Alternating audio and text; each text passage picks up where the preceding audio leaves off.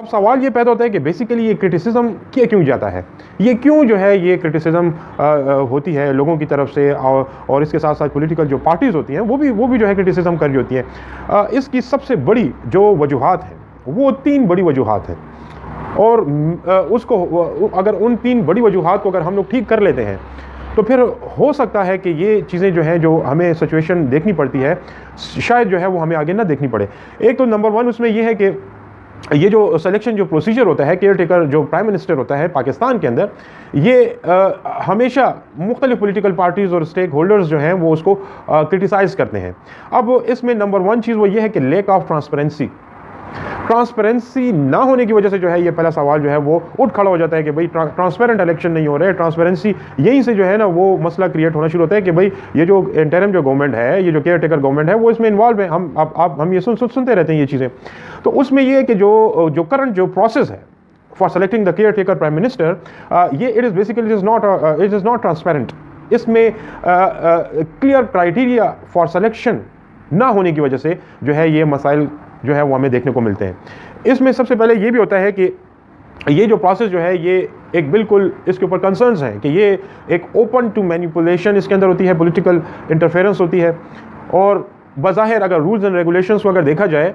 तो वो यही है कि भाई इसमें आपने मतलब किसी की तरफ बाइसनेस नहीं होनी चाहिए, कोई ऐसा इंडिविजुअल हो जो कि उसका किसी पार्टी के साथ कोई ताल्लुक ना हो। लेकिन बदकिस्मती से जब जो है हम देखते हैं तो फिर जो है कोई ना कोई ऐसी बात निकल आती है, कोई ना कोई ऐसी चीज़ निकल आती है कि जिसकी वजह से जो है कोई ना कोई पॉलिटिकल इंटरफेरेंस के नतीजे में वो सारा जो प्रोसेस होता है जिसके ऊपर आवाम का जो टैक्सेस का जो पैसा होता है, इतने बड़े पैमाने पर जो इलेक्शंस होते हैं, और उसमें उसके बाद जो है रिजल्ट यही होता है कि भाई ये इलेक्शन फ्री एंड फेयर नहीं हुए। तो ये बात है कि इसके लिए हमें एक इस किस्म का एक ट्रांसपेरेंसी लानी होगी, इस लेकनेस को ख़त्म करना होगा, ट्रांसपेरेंसी को लाना होगा, इस बात को बिल्कुल प्रैक्टिकली इंप्लीमेंट करना होगा कि उसका किसी भी पॉलिटिकल पार्टी के साथ जो है कोई इन्फ्लुएंस ना हो। अब इसमें लेक ऑफ कंसेंसस भी है। कंसेंसस में अगर हम लोग देखें तो द प्रोसेस फॉर सिलेक्शन जो केयर टेकर जो प्राइम मिनिस्टर होते हैं, ये बेसिकली एक आउट गोइंग प्राइम मिनिस्टर और जो लीडर ऑफ द जो अपोजिशन होता है, इट इज़ बेसिकली इन दोनों के दरमियान ये जो नेम होता है यही लोग जो है वो प्रोवाइड करते हैं। अब इसमें कोई ऐसी कोई रिक्वायरमेंट हमें नहीं है कि भाई ये दोनों जो है इनकी जो कंसेंसस है वो किस नुक्ते नज़र के ऊपर जो है वो ख़त्म होनी है, या इनकी जो कंसेंसस है उसको कहाँ तक जो है वो पहुँचना है, कहाँ तक जो है उसका क्राइटेरिया होगा जहाँ पर इन दोनों ने जो है वो आपस में जो है वो कंसेंसस इनकी जो है वो पहुँचे। ये इसका कोई ऐसा कोई पॉइंट नहीं है।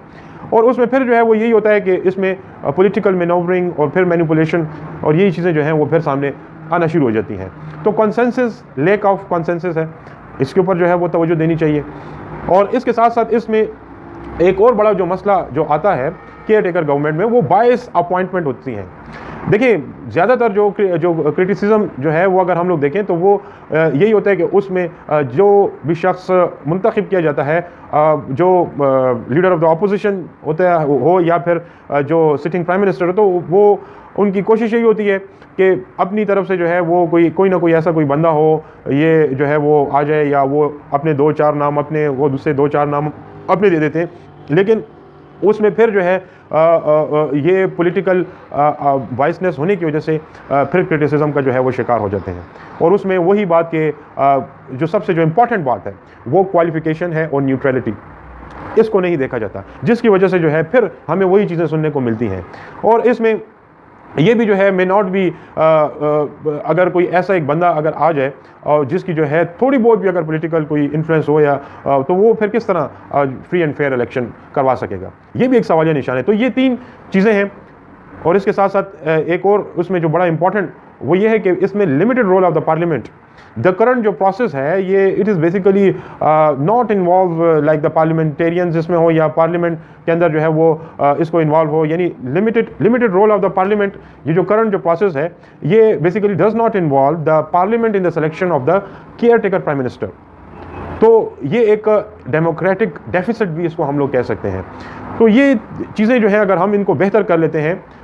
इंक्रीजिंग ट्रांसपेरेंसी, अगर हम ट्रांसपेरेंसी को जो है बढ़ा देते हैं, इसको जितना ट्रांसपेरेंट करना चाहिए क्योंकि ये बड़ा नाजुक मामला होता है, इसको ट्रांसपेरेंसी को अगर हम बढ़ाएं और इनकरेजिंग कंसेंसस होनी चाहिए, उसको हम इनकरेज करें कि उसमें जितना जो है अदर जो पार्लियामेंट्री जो पॉलिटिकल जो पार्टीज़ होती हैं उनको भी इस प्रोसेस में जो है वो इन्वॉल्व करना चाहिए कि जितना ज़्यादा कंसेंसस होगा, जितना ये ज़्यादा जो है ये मशवरे से किया जाएगा, उतना ही जो है वो बेहतर होगा। इसी के साथ साथ जो है वो अपॉइंटिंग न्यूट्रल फिगर, अगर हम लोग किसी भी पार्टी के साथ उसका कोई रिलेशन ना हो, कोई बायसनेस ना हो, और इसमें हमारे पास जो है ज़्यादातर रिटायर अगर हम लोग देखें तो कोई गवर्नमेंट सर्वेंट हो या कोई जज हो या कोई इस तरह की नॉन जिसका पॉलिटिकल जो पार्टी कोई बंदा हो,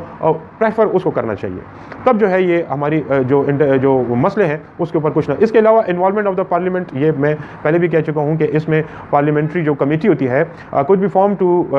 ये जो प्रपोज जो नेम्स हैं वो उसको देख सके, उसको बेहतर तरीके से जो है उसके पास भी पावर होनी चाहिए जो पार्लियामेंट्री जो कमेटी है। और इसके साथ साथ जो है वो